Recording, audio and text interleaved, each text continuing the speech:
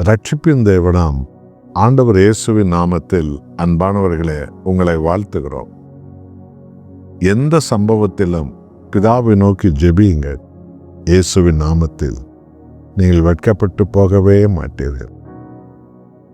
உங்களை இதுவரை காத்தவர் இனியும் காப்பார். உங்கள் வழியாக தேவன் மகிமை அடைவார். அவருக்கே துதியும் கனமும் புகழும் நாம் தர வேண்டும். 2 கொரிந்தியர் 3:17 கர்த்தரே ஆவியானவர்.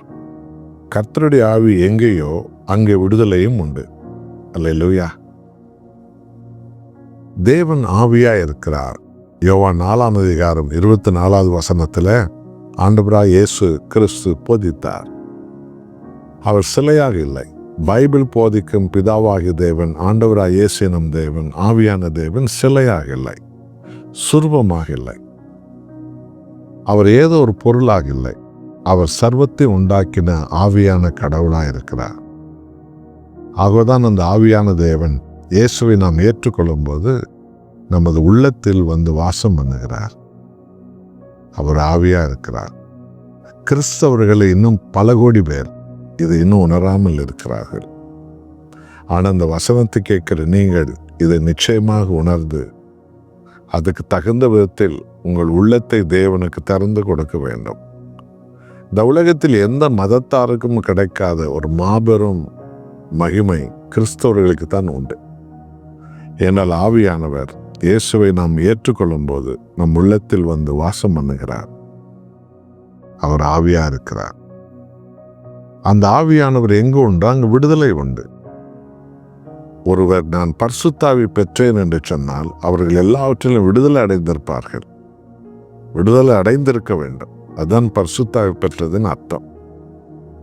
ஒரு குடும்பத்திலே பரிசுத்தாவி, அந்த குடும்பம் விடுதலை அடையும். ஒரு சபையிலே பரிசுத்தாவி, அந்த சபை விடுதலை அடையும். எல்லோருமேலும் என் ஆவியை ஊற்றுவேன் என்றார் அப்போஸ்தலர் 2:17. அப்போ எல்லோரும் விடுதலை அடைய வேண்டும். இதற்காகத்தான் பரிசுத்தாவி கொடுக்கப்பட்டார். ஆவியானவர் எங்கு உண்டோ அங்கு விடுதலை. அருமையானவர்களே, பரிசுத்தாவியே என்னை நிரப்புவார். இயேசுவின் ஆவியே, பிதாவின் ஆவியானவரே என் உள்ளத்தில் வாரும். நான் எல்லா பாவ அடிவதனத்திலிருந்து விடுதலை அடையணும். பலவிதமான பழக்க வழக்க தீமையிலிருந்து நான் விடுதலை அடையணும்.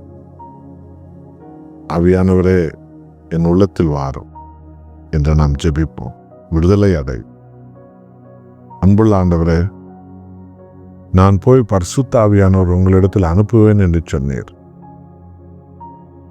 அந்த ஆவியானவர் எங்கு உண்டு அங்கு விடுதலை உண்டு என்று உங்களுடைய வார்த்தை எங்களுக்கு போதிக்கிறது. ஆகதான் நீர் எங்களுக்கு பரிசுத்த ஆவியை கொடுக்கிறீர். ஆகவே சபைகளும் சரி, ஒவ்வொரு போதகரும் சரி, ஒவ்வொரு கணவன் மனைவி பிள்ளைகளும் சரி, ஒவ்வொரு விசுவாசியும் சரி, பரிசுத்த ஆவியினால் நாங்கள் நிரப்பப்படும் போது முதலாவதாக விடுதலை தான் அடைகிறோம். அந்த விடுதலையினால் எங்களை நிரப்பும். நாங்கள் உமக்கே சொந்தம். ஆசீர்வதியும். இயேசு நாமத்தில் பிதாவே, ஆமென்.